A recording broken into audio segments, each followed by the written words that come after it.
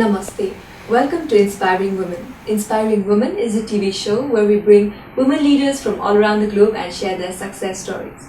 Our guest for today's episode of Inspiring Women is MAE HO. She is currently the Executive Director and Chief Executive Officer of Berjaya Higher Education. Welcome to the show, ma'am. Hello, Arya. You have been in the hospitality industry for more than 3 decades now. Could you tell us what was your greatest influence and how did the journey begin? I love to cook, and my dad and mom, they are very supportive, including my grandparents. In those days, I live in a small town, and not many types of, cake mixer and all this, they are available. But my dad would really go out to the city to just buy me what I need. So that really, that's love, he shows so much love. And that really inspired me to just want to do some nice cooking for my dad and mom. But that didn't stop there. And when I finished my O-levels, I was just thinking, what do? I like to cook. Oh, okay. Then I have friends who went to UK to study, and they say, MAE, there's this program in hospitality management and catering. Would you like to do, and would you like to pursue it? And really, as a small town girl, I have no idea what is it. And I went. I studied there and lived there for about 7 years. Then I came back. So when I came back, of course I did work for a while in the UK. When I came back and I thought, it's time to work. And what do I want to do, Then I tell myself, perhaps with my years of experience, I should look into education. And lo and behold, God is good. Door was open and I went into the education sector. First as a production instructor. 2 years later, 1.5 years, I was promoted. And my colleague who was there before me, I became their boss.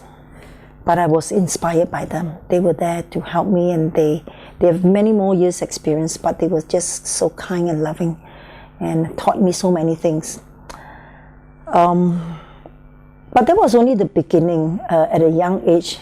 Then I asked myself, do I just want to teach them how to cook? What's next? Then the hotel industry started to boom in Malaysia, and I tell myself, there's so many young people, and the industry need a lot of young people to serve, to wait upon their guests, and to cook.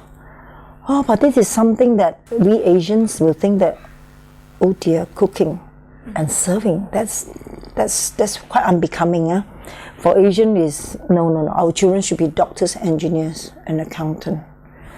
But then I've done this study, and originally I just want to marry a rich man, and I didn't want to work. But then I found that this is something that I have a lot of passion. So why don't I turn this passion into a vision that I can help the young people? Because not everyone want to study to be a doctor or engineer or lawyer. There's some people who are more right brain, more creative, who wants to be in this industry. So that's where I actually took up the challenge and want to be a teacher. And so I joined KDU. That was one of those first earlier institute, very established and very good, very visionary, and hospitality program was first introduced by them. And I think from there I discovered that the young people who come to us, they're so innocent. They wanted to learn so much. And as a young teacher, I tell myself that while they're so patient and trust us to impart our skills, what must I do to ensure that they are successful? Because my parents pay a lot of money for me to go to UK to study. But I see there are some who are even more needy who won't have so much money. And when they come, I feel it is our responsible, not fear. I believe it's our responsible to ensure that we give our very best. So in education, ever since then, that's where my 30 years of working in education industry is. The most important principle is love. You must love all these students who come to you. They come from different walks of life. Some come from better families, some come from challenging families, single mothers, and so on, or broken homes.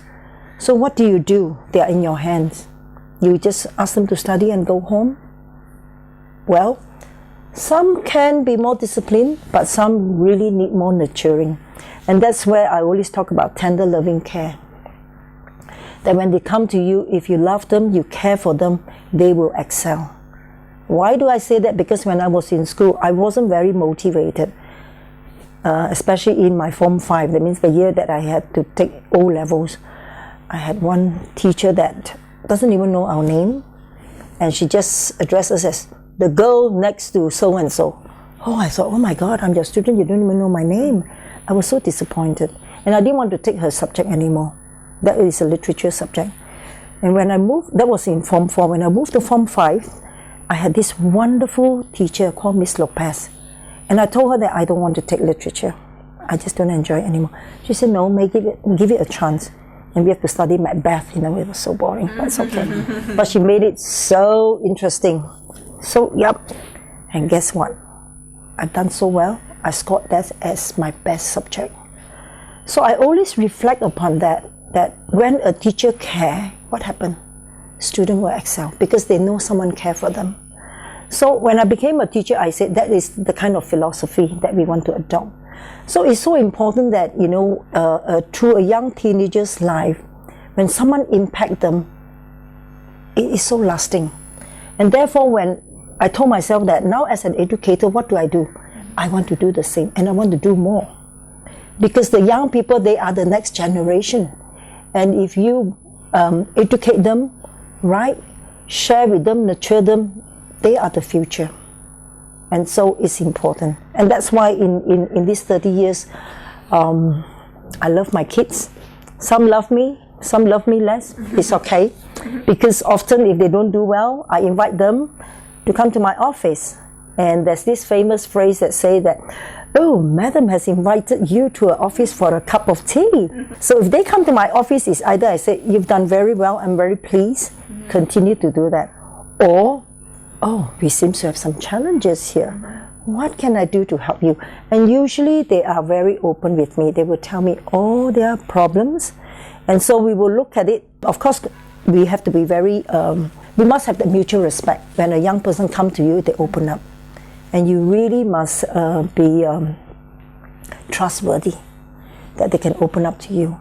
And then you have to think of ways and work with your colleagues to nurture them, to care for them. I mean, I've had many instances whereby through our care and love for them, they turn around and grandparents and parents will come to our office and cry and say, oh my God, what did you do to my granddaughter? What did you do to my daughter?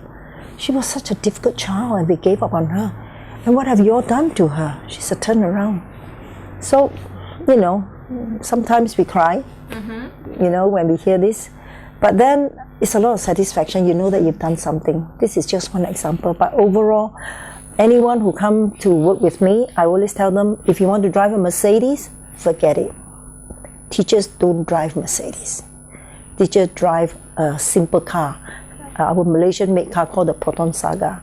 I said, if that's what you want, come work with me. But remember, someday that student that you produce may be the Prime Minister. And he or she will still come down to call you teacher. That makes a lot of difference. And those are great success.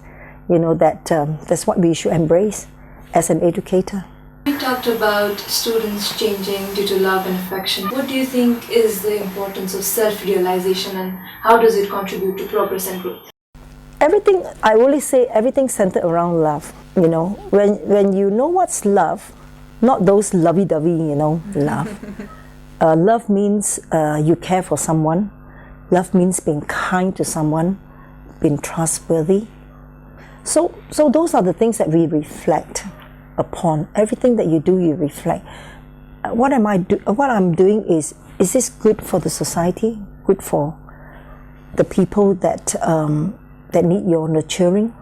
So these are the things that you reflect upon. And integrity is important. That you have to be very selfless. So the principle behind it is value people. I think value system is very important. Do not look at people that, oh, when this person is useful, you become their friend. No, you never know. So be your natural self, be genuine, be sincere. The world is filled with nice people, but good people, not many. Our Bible always says that God is a good God, but you will never find a verse that says God is a nice God. Okay, God is a good God. So I desire to be good, and I desire to have good friends. You have initiated and advocated the Berjaya Immersion methodology. Could you tell us something more about this? The Berjaya Immersion methodology, if I put it across simply, is just experiential learning. But you need to go one step deeper. Immersion means what? You dive into it. The immersion methodology is once you dive into it, how do you use that thinking skills of yours to be more creative, to be innovative, and how to apply. So that's what we look at. Like for example, our Faculty of Culinary Arts, I don't just teach people how to cook. I want you to be a fantastic chef, but I will give you a very strong fundamental. From there, we will allow you to excel, or by guiding you and sharing with you how you can be more innovative. Young people are often disadvantaged because they're seen as somebody who has less experience. So how do you ensure the inclusion of youngsters in your projects and programs? And one of the key things that I always emphasize and talk to my colleagues is mutual respect. Don't think that because they are young, you just want them to listen to what you say. Yeah, it is good to share with them, and it's good to have obedient students, but there are some students who are, like I said, they are very intelligent, they're street smart, and they will ask you a lot more things. So that doesn't mean that, you know, they are just naughty, and as teacher we just say, oh, shut up, don't ask so much. We can't do that. Mutual respect, because young people, they have a lot to offer. And the young people these days, they are street smart. Okay, we don't even know how to use our handphone. We only know how to use 20% of it. And look at them, you know, they do wonders with handphone. Don't you think we should respect them? And then in the end, they are also our teacher. You know, so I think it's very important with young people. Never underestimate young people. I have a lot of respect for young people. All right, and if they don't behave themselves, you have to find out why. Sometimes we are the cause of it.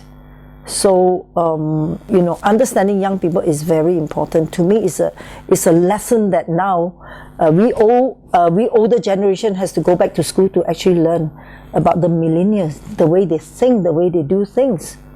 So, no, whether they lack experience and all that, it's okay, let them fall. They will pick up themselves and they will move on. I have so many of my young students, when they finish, they start business straight away. I say, oh my, I don't have those guts. But they've done it. Some fall, some fail, some have done it well, but they will pick up. So no, have respect for the young people, but guide them, nurture them, all right?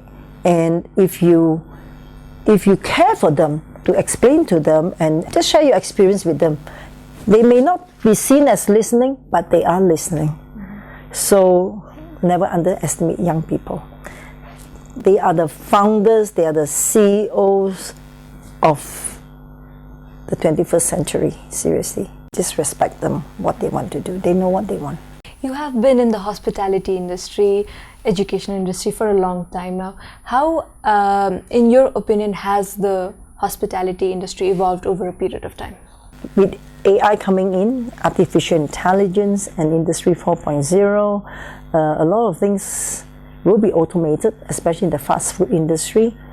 However, in 5-star hotel, you know, 4-star hotel, the service industry is still needed. And of course, these days, young people are not so keen to be a waiter, for example.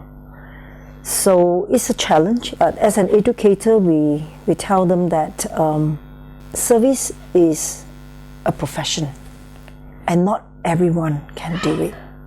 And if you can do it, you have achieved something of your passion. You just mentioned that a lot of youngsters are not interested in being waiters, but it is how we begin. We begin from the small things. Can you tell us what is the importance of learning those basic things and how does it contribute to your growth? It's a skill. It's essential. For example, if I say, can you set up a table, a set for this set menu? You wouldn't know. You only know what is fork and spoon. But if you are trained, you know that there's fish to be served, there's dessert, there is oysters. So when you look at all these, I would call them flatwares, you know how to set them. It's a skill, and if you're not taught, you wouldn't know. And these skills goes a long way, because when you move up to the corporate world, when you entertain, when you meet people from all walks of life, the society, just imagine, when you sit and dine, you know what to use. Have you seen the movie called Pretty Woman? When she met Richard Gere, he wants to take her out for dinner. Yeah, they had escargot. What happened to her? Her escargot flipped. So, those are the skills in service. It's not a dying skills. It is good to embrace those skills. It goes a long way. What advice would you like to give to those who wish to pursue a career in the field of hospitality? All right. I think we have to help them to understand this industry. Okay, what it takes to be a hotelier or a person in this service industry. First is your heart.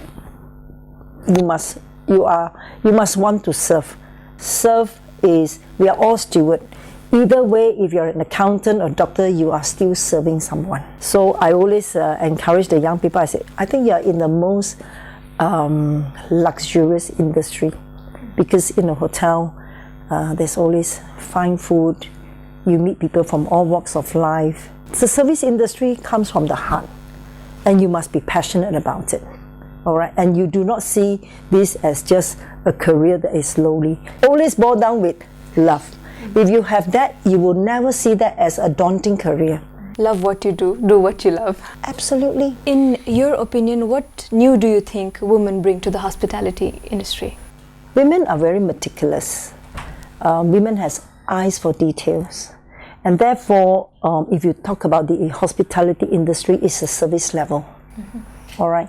And because women, I believe, are more discerning and understand the needs of people, of our guests, and therefore, we tend to go the extra mile, to reach out to our guests and to ensure that, they receive the best. Because when they come to stay in our hotel, what do you want? It's the experience. Just like students who come to study in our institution, it's the experience. So when you look back from where you are now, what do you think is a major achievement or a milestone in your life or your career? From a lecturer to a director of school, and now a CEO and executive director, overseeing a university college, a TVET college, and a business enterprise unit. That is just the career path, which is nice.